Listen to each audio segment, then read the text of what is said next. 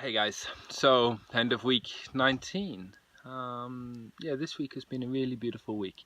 We've got a lot achieved. We've been working on the storehouse and also working on the garden. We've been harvesting a lot of crop out of the garden, and we were starting to get a lot of beds that were opened. So yeah, this week we did our second planting of the year to get ready for autumn and spring, and yeah, have lots to show you. So I told you last week we put the new awning up. This is and cleaned the caravan. So we cleaned the caravan of all the gunk of grime of the year, and then we put this larger awning.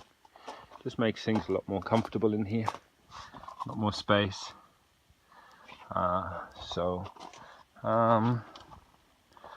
But we have been leveling the floor, and we're actually doing the roof, so we have good room. If you look, we leveled the floor with gravel. We lifted the roof on these pine uprights, and then now we built the wall up a little bit. And yeah, the level of the floor was very interesting because we started level at the other end, and by the time we got here it was half a meter higher, so we had to build a new wall, new step, and start to build a new slope into the room. Then coming up to here, of course, when it rained the water was actually coming straight into the house. So what we've done is we've dug a trench, and this is the job for today. And yeah, this will put a waterproof membrane in, and it'll make a really nice, hopefully stop all the water coming into the house. We planted the raised beds that we had done with the beans, and in the last few days the beans have really taken off. It just shows how fertile, you know, proper compost piles are. So you see the beans have really taken off. We actually discovered, someone who could speak Portuguese discovered that the beans that we bought are actually low bush beans, so we didn't actually need this big trellis work, but we've got enough space to plant some high beans in the middle. So we're going to plant some high beans in the middle and, you know, utilize the whole space. But yeah, I'm really pleased that that bed is already working, and the same with this one. You see the beans have come into this one as well, so they're really taking off.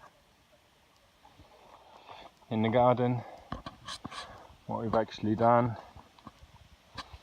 is, my sister, when she was here, she taught us about a technique about potato stacking. So we got all of these concrete blocks. She did recommend using tires, which you can do, but we were unsure about the leaching of the rubber into the tires, into the food, so we decided to go with concrete blocks. These are only a couple of euros each, so you know they'll last for a long time. And what happens is, as the potato plants grow and they come above, we'll put another level of concrete blocks, add more soil, and you know, we'll hopefully get up to 4 or 5 levels of concrete blocks, and we'll have 4 or 5 levels of